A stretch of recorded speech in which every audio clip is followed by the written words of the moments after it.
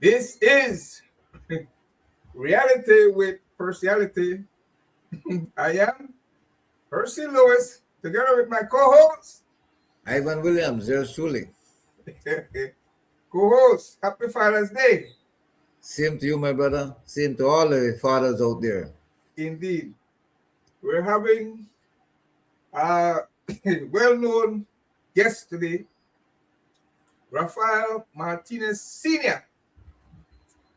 But before he comes, co-host, I want to thank all of you, our listening audience, for staying with us. And I wish all the men a happy Father's Day. And with your kind permission, I want to put relationship in context. Because nowadays, the word relationship connotes the exchange of bodily fluids when that never used to be the case. Welcome to the set, Ruff. Yeah, good morning. Good morning. Hurry. We are good, Ruff.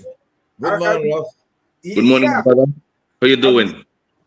Okay, I'm presenting a teaser, after which you will make your presentation and we will go from there.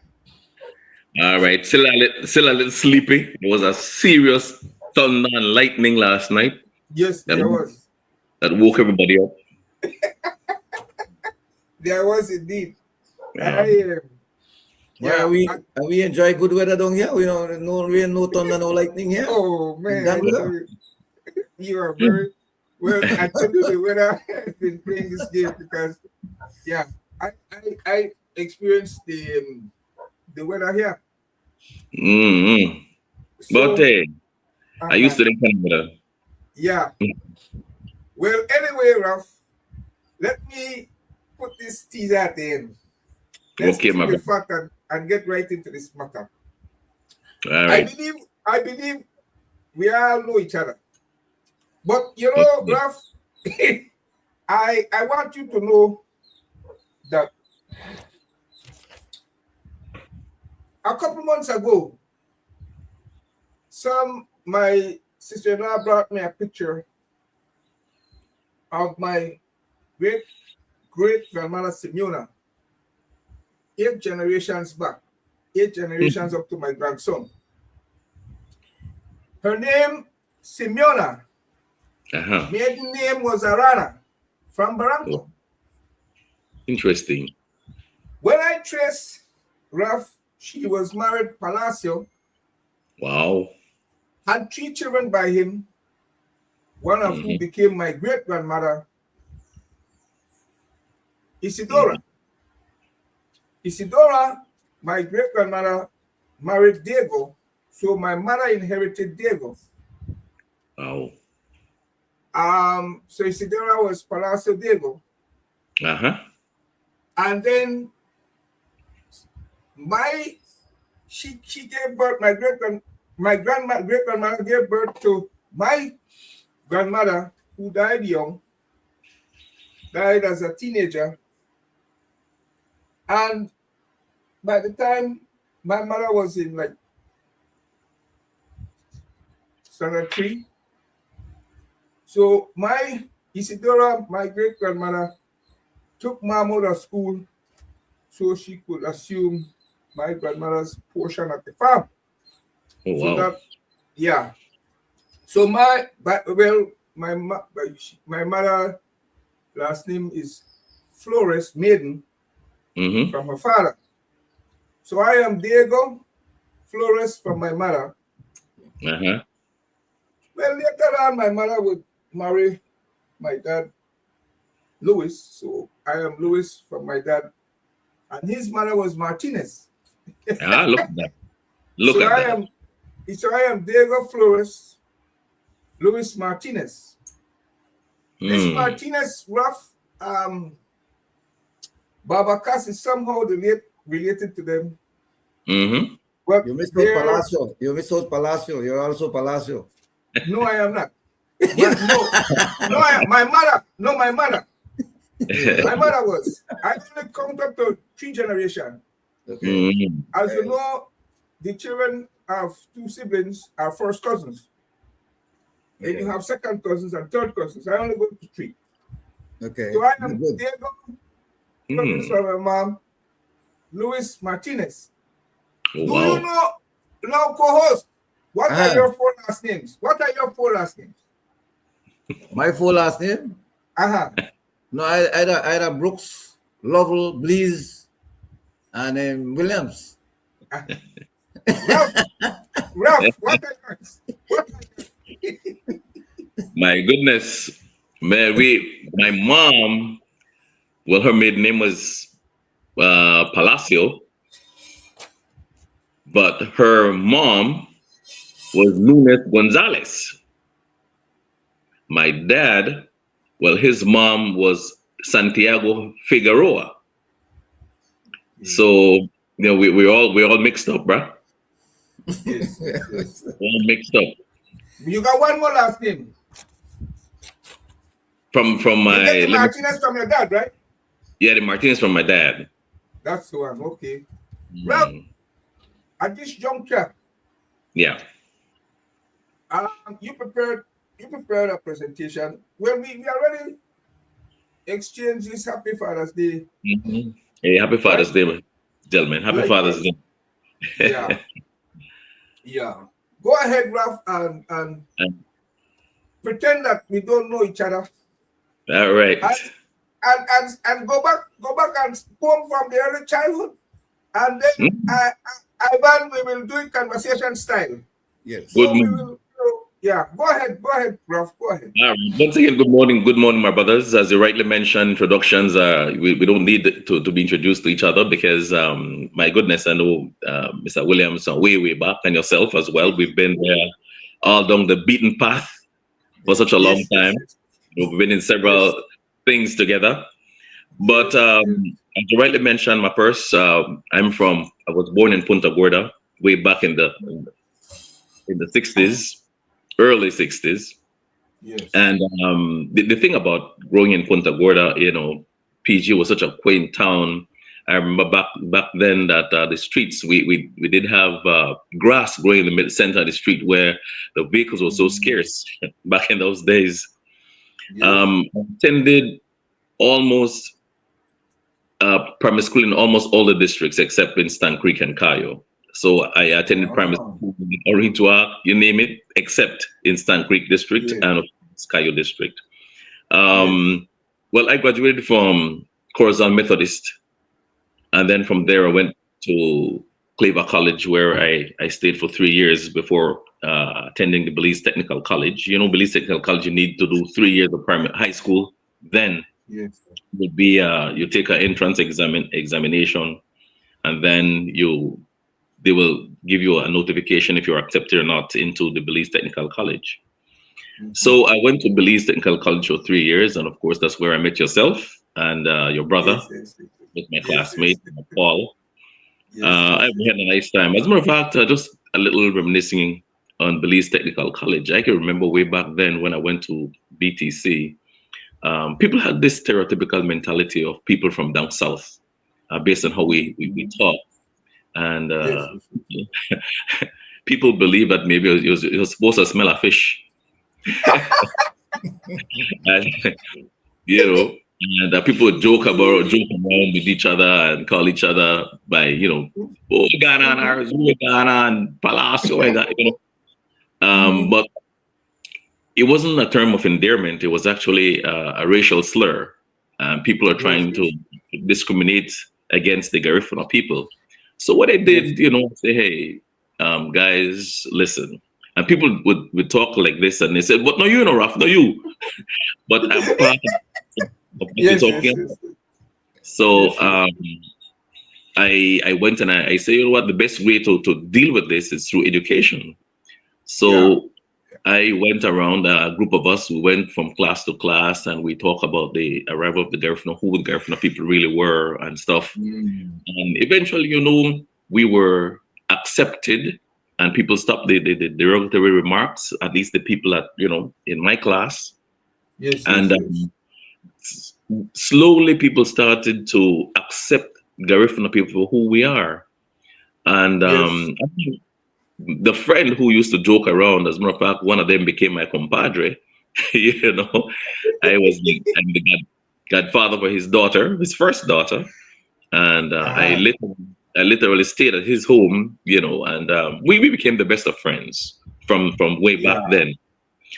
Um, so technical was actually it really cemented my character into who I was today. I remember my good friend, Okay. Okay. my mentor, Dr. Colville Uh-huh. Young, who was my English Uh, teacher, and yes. he's also a prolific writer. So I Mm-hmm. remember we did a couple plays in '79 when I was at the Belize Technical College.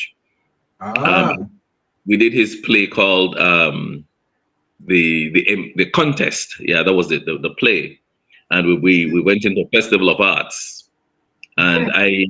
I was I was given the best actor award from Ah, a Jamaican actor. I can't remember his name, but he acted in Smile Orange. He was the star. where that movie scene? Yeah, yeah. Yeah. When I got the best actor award, now what I started, What year? What year? What year was that, bro? that was 1979.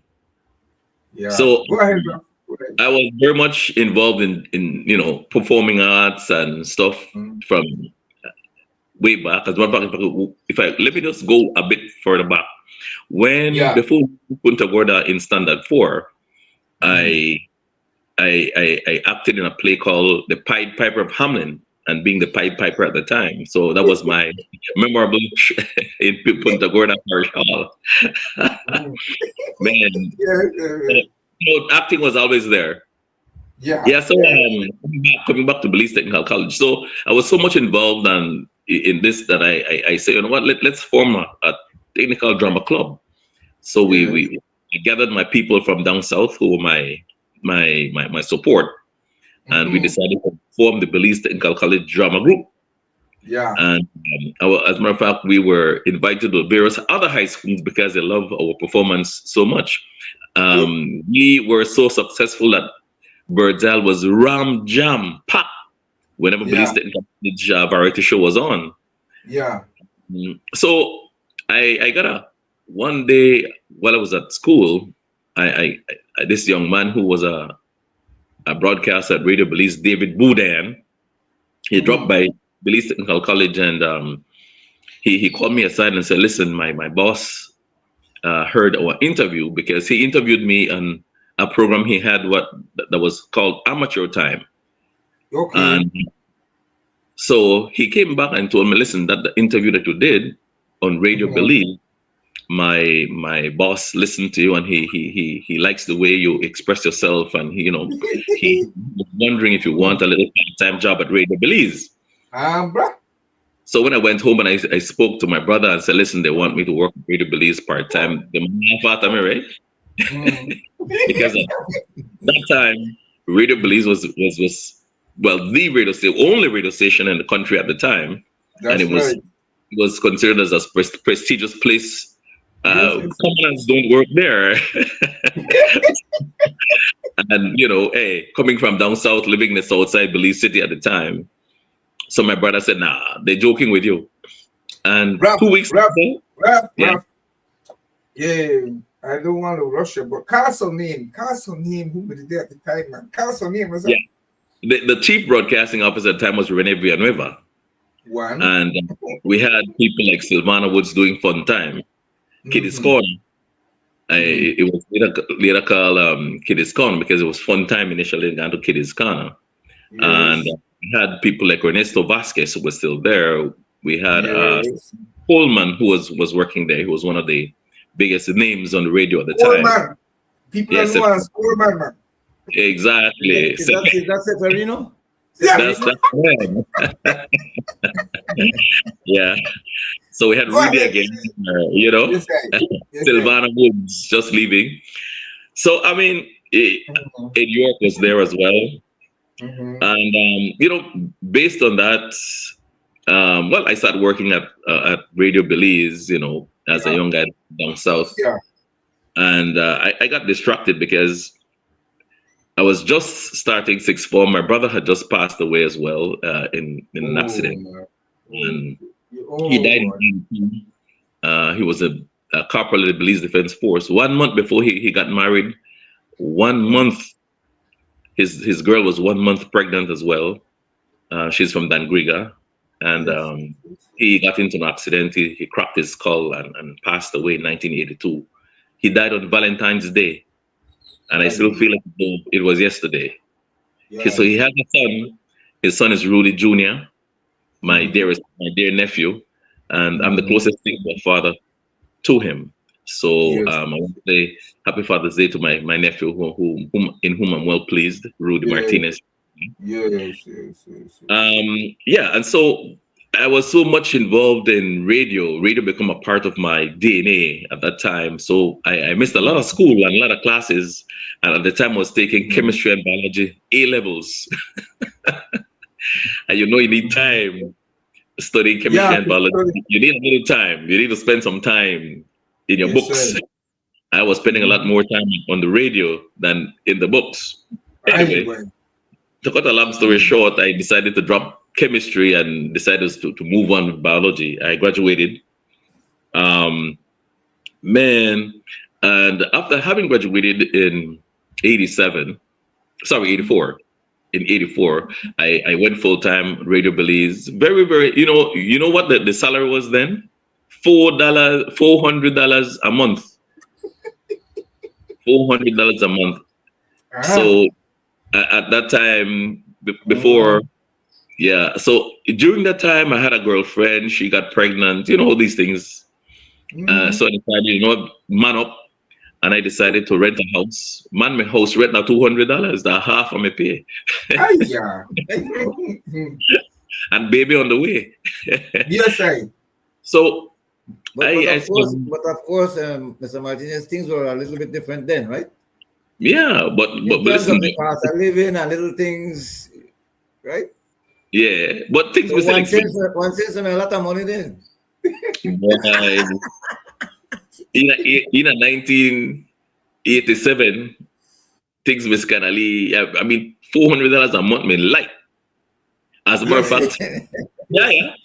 During Yeah. during when while I was working on Radio Belize, Mhm. um, my good friend who was actually doing sports reporting at the time, the late John Young, who was also incidentally the principal of Excelsior High School, he called me Uh-huh. and said, "Listen, I said, Rahman, one of my teachers is actually going on maternity leave. I want to know if you could actually hold over 6 months at Excelsior High School." Ah. Well, Okay. I held over 6 months. Listen here, what am I paid at Excelsior? Uh-huh. $700 a month Aye. as a temporary teacher, almost double Radio Belize salary. Hey, my first salary, my brother, I broke out the whole staff, the whole of it got out bash up. Okay. Okay. Anyway, Okay. so Yeah. anyway, um, so I say, you know what, Mhm. maybe on the way, I need to kind of get a bit serious. So I decided to join the military for a little peace and quiet because Radio Belize was Ah. getting a bit hectic. Uh-huh. You were so popular, but popularity was not bringing bread on the table. Yes. Yes. So I Yes. Yes. decided to be a man and join the military. So I joined the Belize Defense Force in '87, March '87. Like I was working tonight, and by tomorrow morning I was a BDF soldier. Having Yeah. been volunteers before, I was a B company volunteer before transferring to the regular force. So Mhm. I joined. I went all through the various training, through the cadres, preparing myself for studies abroad. So in Yes. 1988, I went to the Royal Military Academy, Sandhurst, and my Ah. goodness, that's another long story. But to cut a story short, Uh-huh. I went through a lot of things because I was so prepared leaving from here that whenever I arrived in at the Royal Military Academy, listen, I was head and shoulders above everybody. I Ah. mean, I outran them, outwrote them, everything. I was top of the class. But Yes, I. Yes, I. the thing with the academy, you need to show progress. So if you start at 100, it's difficult to go 110. So yeah. I was I told by get them, you. listen, I said, guy, they pulled me aside and said, listen, you're good, but we're not seeing progress. Everybody's coming up and you're staying at one space, one place. So if we don't see progress, you got to go home. Boy, how you on top of your best? So, man, I was a star athlete as well. I was representing the academy. I was already doing track and field for 100 meters, and I did Yeah, basketball as well.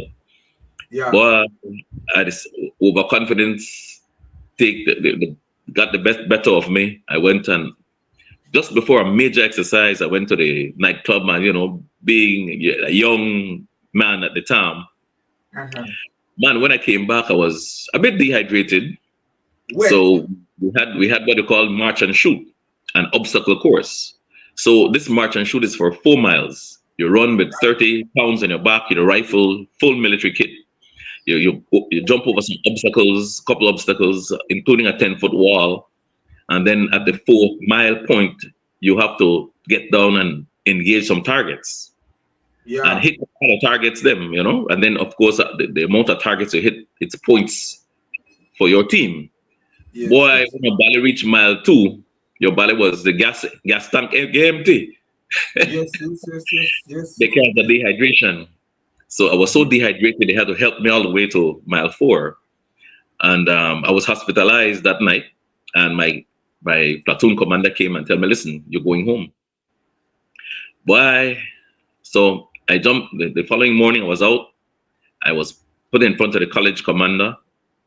And the man said, listen, I mean, I'm looking at your grade and looking at the performance. It says, this, everybody that has reached your level, they went back home, but there's something in you that I see.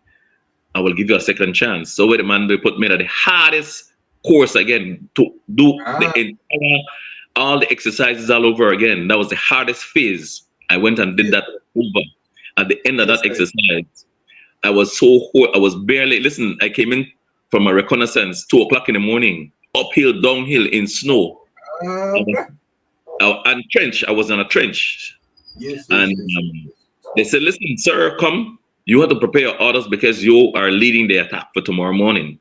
The Uh-huh. reconnaissance you went to do, you prepare your orders, give it to your platoon, and you are leading that attack tomorrow. Boy, listen, again, Mhm, you stuck me mhm, empty. So there's mhm. this white guy beside me, English folk guy. I still remember his name quite well, Hamish. Yes. I was there, man, and the man tell me, say, Raf, what do you want me to do? What I said, mix wali coffee for me, boy. And the man said, what do you want me to help you with? And he Yeah. tried to open my map. And that boy gave me a ray of sunshine, my brother. Without that man, I would have been home.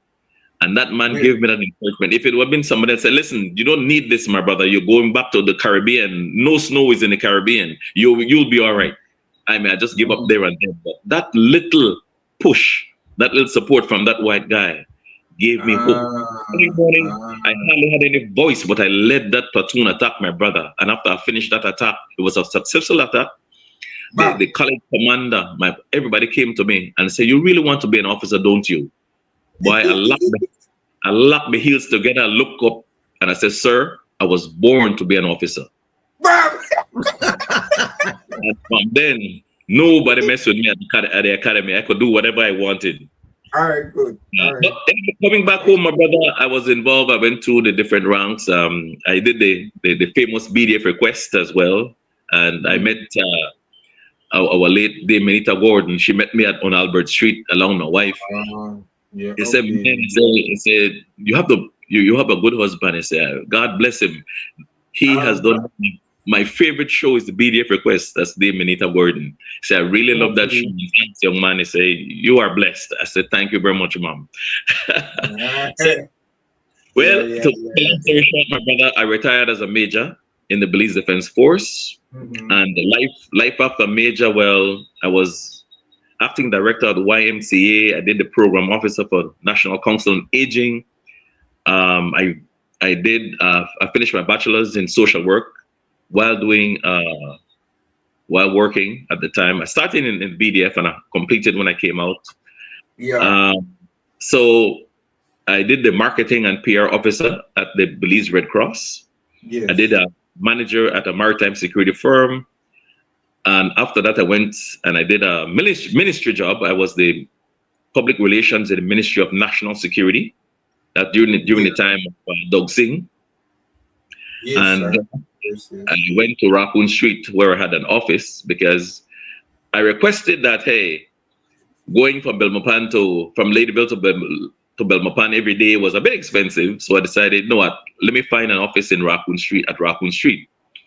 And lo and behold, when I reached Raccoon Street, I become the press officer. I took over from my good friend Fitzroy Yearwood. And I stayed there for 7 years. That's another story. You have to fight with the media, you have to fight with the politicians, you have to fight with your senior officers. And whenever the media say they want a story, they want it now. Yes, I had to tell them, listen, I work with you, not for you. Make we get this thing straight. Yeah, But that's another story, my friend. So my final job was actually the communication and public relations officer at the Belize Tourism Board. COVID came, and since then, well, my portfolio is now host husband. Yeah, Okay. that's what I do. I'm now the vice. I was the former president of the Belize, the National Garifuna Council Belize City branch, and I did that for 2 years. And since July of last year, I took over as vice president. I shed that presidency. I'm now the vice president for the National Garifuna Council. Yeah. Well, my kids, I have 4 children, 3 ladies and 1 gentleman. My eldest daughter, she's working in Belmopan. She's married as well. She has 2 children. And my second daughter, well, she's in Belize City. She has 5. And my son, Raph Jr., he's here in Ladyville. And my daughter, Renee, she's still here with us. So I have 7 grandkids right now. Yeah. As I mentioned, my focus right now is actually being the vice president of the National Garifuna Council. And we look at different aspects. You know, in 2001, UNESCO proclaimed the Garifuna music, dance, and language as an oral and intangible heritage of humanity that must be maintained. So that is one of our mantra. That's something that we're looking. It's our mission statement, really, and we're trying to see how best we could actually uplift our people spiritually, economically, to recognize us in Belize as an indigenous people, and generally to advocate on behalf of the Garifuna people, to bring them to a better place. Our big issue right now is the land rights. As you have probably read previously, we are actually looking to get our recognition as indigenous people, that we too have traditional lands that we should. We're not saying we're going to take people off of their land, but we should be compensated for the lands that have been taken. And of course, the ones that have not been taken, we have to put our injunction on those, because man, everybody they take land from all over the place. So we need to safeguard that for our birthright for our children. So that's a place we are right now. The future. Before I get there, before I get to the vision,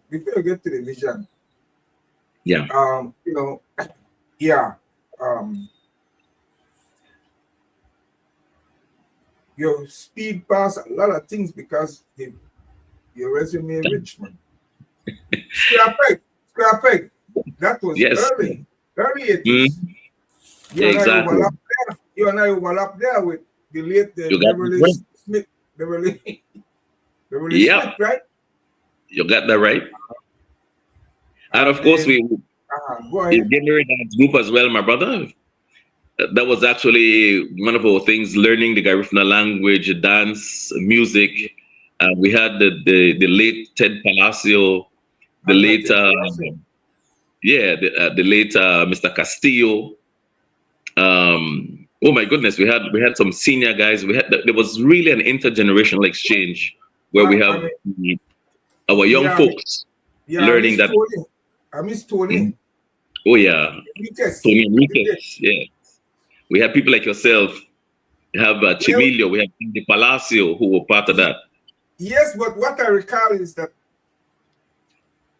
the best dancers were put in the front. About who? You know what? You know what I mean? One So in wait, front. man, wait, the man to tell you now, who made that front? Who all made that front? But I remember one of our seniors, they mentioned, they said, "Hey, no discotizing this punta." The man Yeah. boast, the man always the boast that he is the best dancer, best actor too. Oh wait, hey, first we were at the front, my brother. What amazed me, Ralph, right? What amazed me Mm-hmm. all these years, Yeah. right? Is how hard and the P worked on his craft. You see the man that walked through Belize City with the guitar tell Oh yes. he stopped by house and get guitar. But what I know about you, Mm-hmm. because I myself overlap with you just in both square peg with these folks, many of whom are still alive. Mm-hmm. And he came married down school. And it came natural to you, right?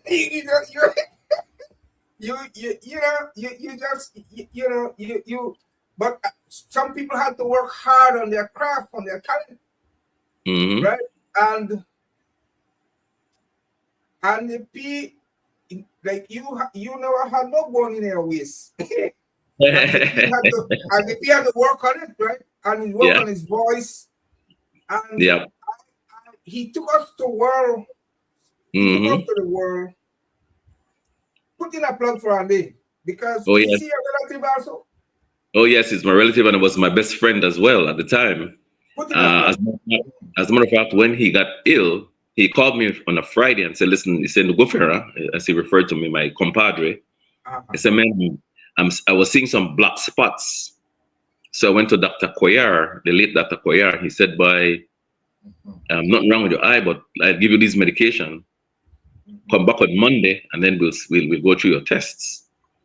So I called him on Monday, and he said, "Listen," he answered the phone and said, "Why, I'm still not feeling too well, but I have some pills that I'll take." So I called him back on Tuesday, and when I called him on Tuesday, he was saying, "Why, I don't know what happened to me, but I can't even read the calendar, and my sight is actually going bad, Right. and my balance is actually I'm losing my balance." So he was living in San Ignacio, no, Santa Elena, sorry. And so I said, "Listen," I was working in Belmopan at the National Council on Aging at the time. So I said, "Listen, I'm coming. I'm going to check on you." But when I arrived there, he has a 2-bedroom house. And I knocked on the door, and it took a little while before he came. And when he came, I saw him staggering. I said, maybe he was drinking, but he wasn't. He said, "Listen, my balance is off. I could hardly see." So I said, "Man," I checked the refrigerator. He wasn't eating. I bought something for him to eat. I said, "Listen, let's go to the doctor right away, my brother. I don't like the way how I heard it say at all." He said, "No, I have a couple more medication I need to take." I said, No, let's go." He said, "No, man." He insisted that didn't want to go to the doctor. So I called his relatives. I said, "Listen, this man don't look good. Somebody needs to be here with him to ensure that he's okay. That And I think his daughter came, and they took him to Belmopan. So that was Wednesday. He stayed in Belmopan. Thursday, he was transferred to Belize City. When I went to Belize City, I saw him. I spoke with him at his bedside. At that time, he was upbeat. When he went into the ambulance to Belize City, I was with him as well. He was upbeat.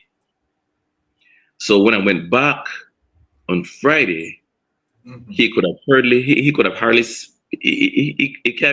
express himself. He couldn't speak well. Yes. And so I went to him and said, listen, my brother, they're saying that they need to put you into an induced coma before they actually transfer you. And right away, I saw tears falling out of my brother's eyes, man, because he couldn't express himself. He wanted to speak with me, but he couldn't. And Yes. man, I went into the corridor and I overheard some doctors say that he had a hemorrhage. Uh, Wow. he had a hemorrhage. What do I call this? That I was looking for the biological, the scientific name for it. Aneurysm at the base of his brain. There was a clot of blood at the base of his brain that's actually taken away his senses one at a time. So his sight was going, and his speech was going, and he's a man. I'm surprised he's still, you know, he can still see, but well, he's still there. And so when they placed him into an induced coma, I went and we transferred him to the air. This was Saturday morning, Saturday evening. We went. We took him into the airplane and they tried to fly him out, but by Saturday night we were praying. We had a mass for him. By Saturday night, 9 o'clock, we heard he died. He had he was brain dead initially, and then from there he went. But Andy Palazzo would have been the first Belizean millionaire when it comes to music. He was a prolific man. As a matter of fact, through his vision, he set the foundation for people like Raphael Martinez, for Paul Nabor, and other Belizean artists. You know, he set the foundation for them. He set the map for them the road map for them to follow. But there will never be another Andy Palacio. Andy Palacio was a genius in his own right. Well, he was a great man. That's the point of our show, right? We are individuals and as such indivisible, one of a kind. And Percy, if I must say. Go ahead. Go ahead. Go ahead. No, well, yeah, okay. But still centering on Andy. I wanted to talk a little bit about the evolution of the Garifuna music with the Batina CD, and if you know about that, let's go, because it seems that he took a lot of the Garifuna mass content, right? He's dogmatic, and he put a song and a tune to it. Anyhow, Raph, you know what I'm getting at. Exactly. The Watina CD, talk about that. Well, I just wanted to mention something, Andy and I we shared a house in PG when I was working there. And he used to walk around always. You could see Andy, you see him with his guitar, always practicing and reminiscing, and he was big in culture. So I knew that Andy was going somewhere with that. I just wanted to plug that in, that he has been, he and I lived together in an apartment. We shared a house, a separate apartment. And I knew him very well. And we lost. There's a great loss in Andy Palacio. Yeah. But go ahead, Raf. That Water CD received worldwide acclaim. As a matter of fact, he won the Womex Award. Himself and Ivan Duran had to plug in Ivan, who was a producer. And this guy, during his lifetime, because that album was so great, and his footprint on the international music stage was so great, that he was given the designation of UNESCO Artist of Peace. And he was given that designation while he was alive. Bob Marley was given that designation posthumously. So where Andy was on the world music chart, he was so high up there. Listen, I mean, people don't know how great this man really was and how big that Watina CD was, right? I mean, that was only previous, because he told me, say, Nugo Ferra, this time you don't need to take a copper out of your pocket. He said, because this is the big tour. This is the money-making tour that I'm going on. Yes. So the tour that he did with Watina was what you call the he was advertising. Yes. Yes. It was just the preliminaries then. I know. So the big one. I know. But He was taking off. He was taking off. Like you said, unfortunately, he didn't the make it. million was right there within his reach. Mm-hmm. When It was right. when he fell. Yeah, Yeah. in 2008, January 2008.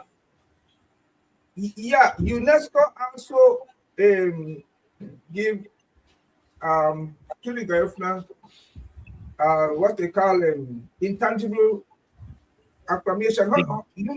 When was that? And do you know about it? And what? It was 2001. It was 2001 when UNESCO made the proclamation that the Garifuna language, music, and dance be an oral and intangible heritage of humanity that must be preserved. And that is something that the government of Belize signed on to. And that is something that we need to hold them accountable for, because they are signatories. And what are they doing as their contribution to make this language, music, and dance, to not be forgotten by humanity? What is the government of Belize doing? So we have an MOU that we are awaiting. The government has it on the table right now. We should be having a meeting with them. That's the Minister of Indigenous Affairs, to see exactly how far we are when it comes to our MOU. But the MOU covers things like recognition of the Garifuna people as indigenous people. We're looking at our land rights and other various aspects that we'll be making public as soon as we reach that crossroad. Yes. Yeah. When you hopefully sign it. Yeah, hopefully signed. Going forward, that MOU, Go ahead. that MOU will be a great impetus, because everybody need to play their part, no? Exactly. And certainly, the government is a big player in preserving all of those language and culture and whatnot. So it will be interesting to see when the MOU is solidified, and then not only that, but to put then actual programs in place.